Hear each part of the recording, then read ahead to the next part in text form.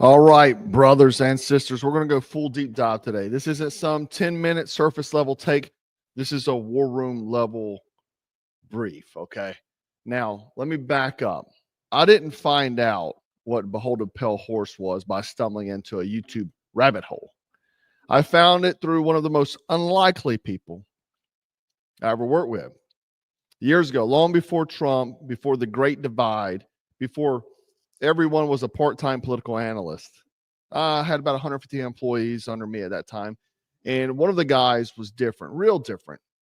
He was quiet, clean-cut guy, professional, polished, but you could feel that he had a past, and he did. He was a black guy, right, who had served real time. I'm talking 10 years for trafficking. He was a big-time drug dealer before, turned straight. I promoted him up from the very bottom to become my right-hand man. Not because of what he said, but because how he moved. He was calculated, calm, and studied. Now, we'd have long talks, discussions about the world, about politics, spent lots of time together. And remember, this was probably 2013. Politics weren't a sport yet. Most men didn't give a damn unless it was on ESPN or ESPN2. But he did. And one day he looks at me real serious and says, "You ever read Behold the Pale Horse?" And I thought, is this something from the Bible? Yeah, I didn't know what he's talking about. And he grinned. And then he went on to tell me, he said, "Man, they killed the guy who wrote it. He also predicted 9/11. They didn't want him talking," he said. He told me he had read it multiple times in prison. He said it was one of the most read books in lockup after the Bible and the 48 Laws of Power, which I recommend to read as well. I read that as well. And he said, if you want to understand what's really happening, you have to start there. He said, it will tell you everything about the government and about the world. So I did. Now, back then, it rattled me a little bit, but now it definitely hits different. I wasn't paying attention back then. I mean, I was a survivalist, always have been, watching reading about Kirk Saxon and so on. But I actually started really paying attention then. Now, Milton William Cooper is the name. This is him here. He's a former U.S. Navy intelligence officer, worked for Naval Security and Intelligence Command, served in Vietnam, ran classified briefings on submarine activity and deep state operations. Now, around the late 1970s, something changed. He started to talk. He left the military and began exposing what he had seen or saw. We're talking classified documents, UFO crash files, military plans for one world government. Now, he worked up at D.C., right? So he was involved in this stuff. He launched a radio show called The Hour of Time, broadcasting via shortwave radio, uncensored, raw, direct to patriots, truckers, survivalists, and veterans. He became a threat. And it wasn't because he's loud, but because he was accurate. It made him dangerous. It made him a threat. They knew that he was a guy that was actually spilling information. Now, let's talk about the book, Behold the Pale Horse. It was published in 1991. It was more like a conspiracy war manual than a book. Half of it's Cooper's writings. The other half is direct reprints of government documents, CIA memos, and FEMA protocols, Black Project reports. It's chaotic, a lot of rambling in places, but if you know how to read between the lines, it's a blueprint for the globalist endgame. Now, I'm going to go chapter by chapter because this is what I've been saying for a few years now. Go read the book, and I'm sure a lot of people haven't. So I'm going to lay out everything in the book. This is going to be a deep dive. This is supposed to be for education. And I'm going to talk about each chapter and the key themes of it. Okay, so let's talk about the themes of the book. Number one, New World Order. Cooper claims elites are building a one world government, eliminating national sovereignty, and orchestrating global chaos to centralize power. Sound familiar? He names organizations, and back when I first read it, I really wasn't real familiar with the world, okay? But he named people like the Bilderberg Group, Trilateral Commission, Council on Foreign Relations, and Club of Rome, and the UN. Now, These names now, when you hear them, you know, because you've heard of the deep state, you've heard of the New World Orders and all this sort of stuff, right? The goal is total control economically, politically, and spiritually. That's what he talks about in the book. Number two, he talks about false flags and manufactured crisis. Bill Cooper describes how the government stages terror events to strip freedom. He mentions ideas like the take on alien threats, rogue state attacks, pandemics as tools to push the global control narrative. Now, if you read this in 2025, you're like, dude, this dude predicted the future. Number three, surveillance and behavior control. He warns of TV in education system as tools of indoctrination, microchips and digital IDs, mass surveillance through banking, communication, and healthcare. And you see it happening right now, dude. You go pull up a healthcare file and everything about you's on there. I mean, they're stripping Patriot's firearms away because of their doctor visits. He talks about UFOs and the alien psyop. Now, early chapters suggested that aliens are real and that we work with them, okay? But he later shifted to something a little extra, okay? He says whether they exist or not is irrelevant. But what matters is how they will be used. So he says they exist, but how they're going to use is an alien threat as a final excuse for the world government, one world government. Okay. I got a video right here of him talking about witnessing one when he was on a submarine. During a subsequent interview with Knapp and Lear. In the Navy, I had an occasion to actually see what they call a UFO, only this was certainly not unidentified. The only thing that I could tell about it that was unidentified is we didn't know who was flying it. I was on a submarine on the surface between Pearl Harbor and the Portland, Oregon, Seattle, Washington area. What did it look like? What did you see? It was a huge, absolutely, without a doubt, metal machine, which had been built by someone somewhere, came up out of the water, tumbled end over end, and went up into the clouds. It was low cloud cover that day. There were 3 personnel on the conning tower. It was myself, the starboard lookout, and the officer of the deck. His name was Ensign Ball. You all saw it? They all saw it. The captain was called to the bridge. He came up, followed by the chief quartermaster, who brought a 35-millimeter camera. The craft, or another craft that looked exactly like it, came back down out of the clouds, again, tumbling end over end, went into the water. And the whole thing was incredible. I was absolutely stunned. But it was obvious that it was metal. It was a machine. It did not glow like the normal. Now, one thing unique about this is that, and I discovered this in the hearings from the COOF, whenever they did the COOF hearings, that there was a section in there that they must release information about UAPs. And it was an open session filmed like broadcasted. But as soon as one of the congressmen mentioned, have they seen something in water? They immediately said, we need to go to closed session. And from that point forward, I began looking at the water, the ocean. And so I think it's crazy. I never knew about this till recently, but even he was talking about them coming from the water back in the, early 90s. And so, I always say where there's smoke, there's fire. There has to be some truth to it. Now, there has been a recent confession stating from the government that there have been lots of lies of UAP or UFO sightings to cover up military advanced programs. But again, that doesn't mean that they don't exist, because if you look at all of the evidence, somehow they do. Now, are they a threat to us? No, but will they use it as a threat? Possibly. And I'm going to get into that further in a moment. The other thing, now this was a section that he later removed. He was talking about the protocols of the elders of Zion. It was reprinted in full. It was a controversial inclusion. Okay. So he put it in later. But he clarified later that he didn't believe it was a Zion plot, but saw it as a blueprint for how elites operate, regardless of ethnicity. I'm not sure why he made the change. He never really discussed it, or not that I could find in writing, but it was added later. Now, another chapter, he talks about disarmament of patriots. He predicted that gun owners, veterans, and Christian conservatives would be labeled as extremists. Welcome to 2025.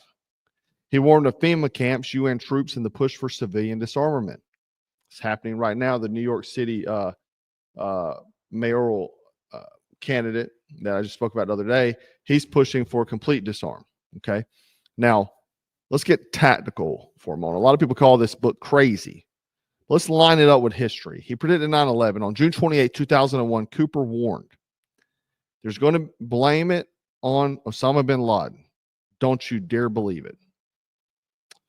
All right. Something else he got right was Patriot Act, surveillance state. He warned that the government would use a mass event to justify surveillance and suspension of rights.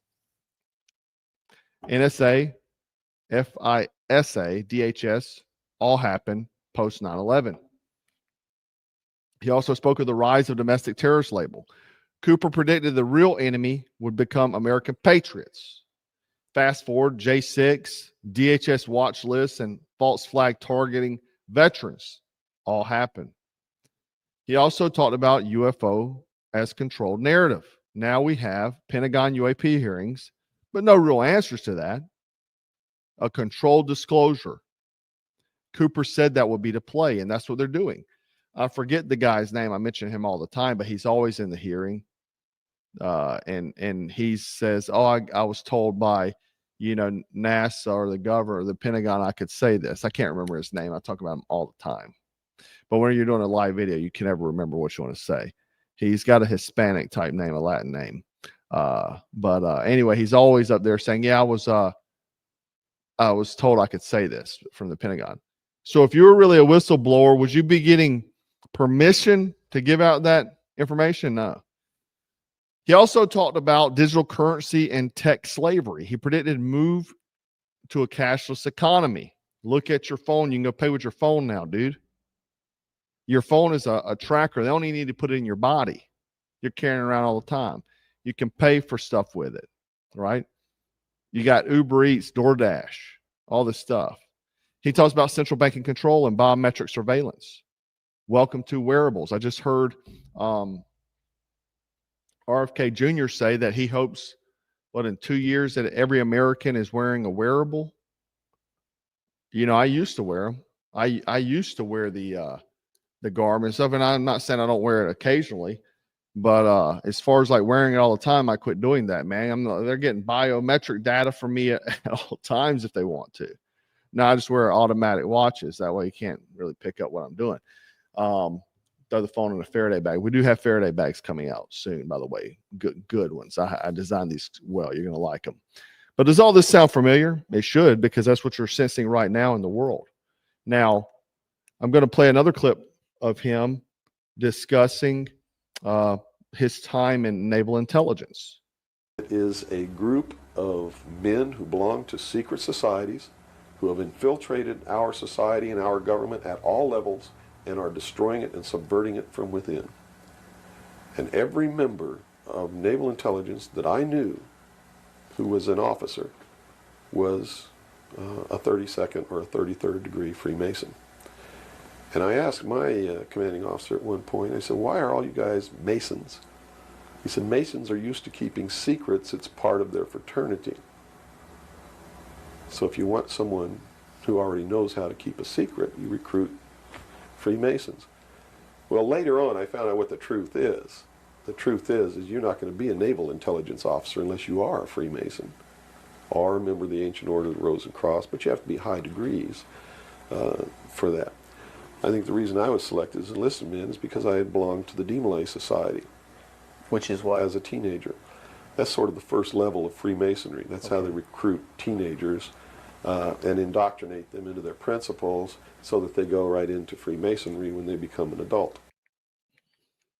So, and we've heard that, we've heard of the secret societies. Ron DeSantis is part of one from college. We have the Bushes, Skull and Bones, and probably every other one we can think of. Now, Cooper included von Braun's final car theory. Okay. According to aerospace executive Dr. Carol Rosen, von Braun told her before he died, he listed the layer of events. Number one, Russia. Number two, terrorists. Number three, rogue states. Number four, asteroids. And number five, aliens. All of it a staged narrative to justify space weapons and global control. Now, he never wrote that down. He only spoke words of it because he was too scared to write it down. Now, if you tie this into the Project Bluebeam, a theoretical plan to fake a holographic alien invasion using satellites and sound tech to usher in a one world religion and military, similar.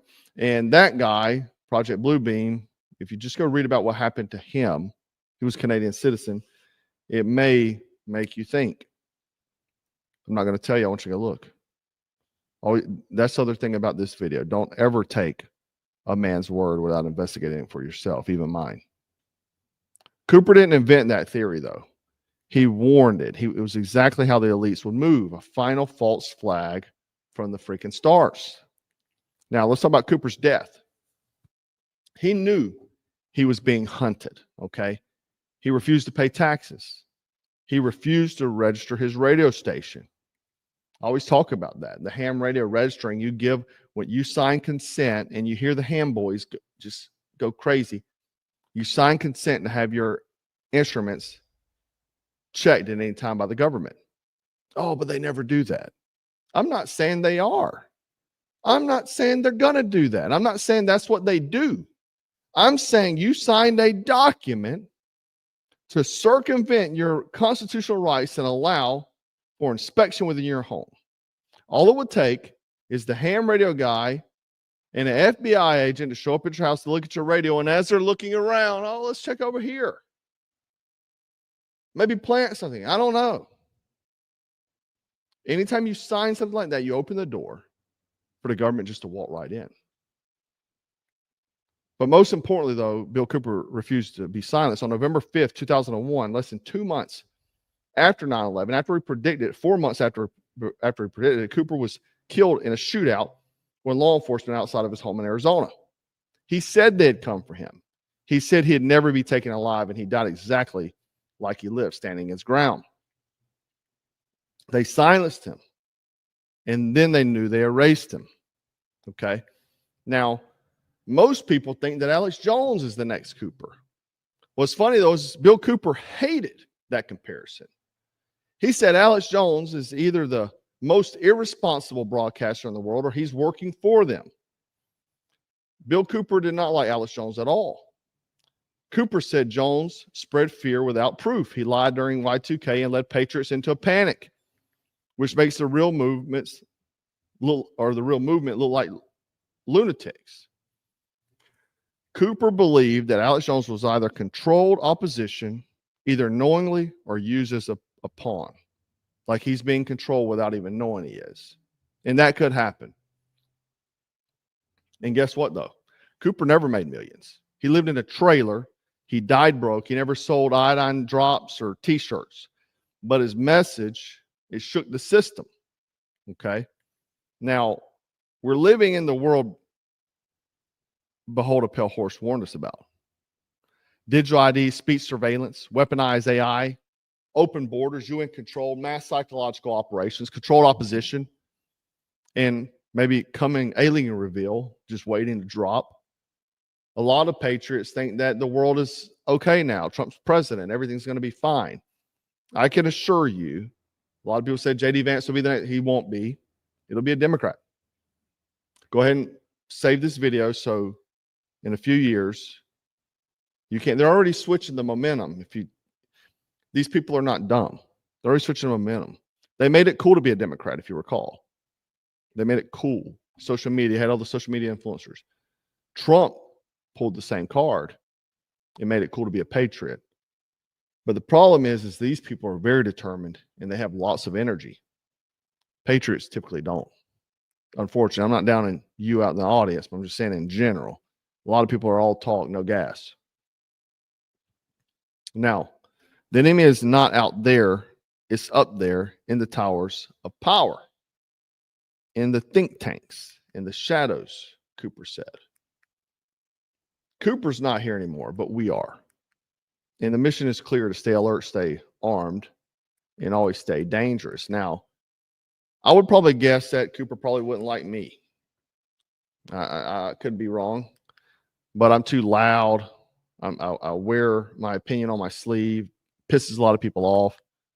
But the thing is, I read between the lines. I don't bend. I damn sure won't be standing in line for their global salvation program. He might have hated my style, but he had known that I'm not on their side for sure. Read the book, study the game. Don't worship the man, just carry the torch. This is Black Scout Survival, and I'll see you in the next one.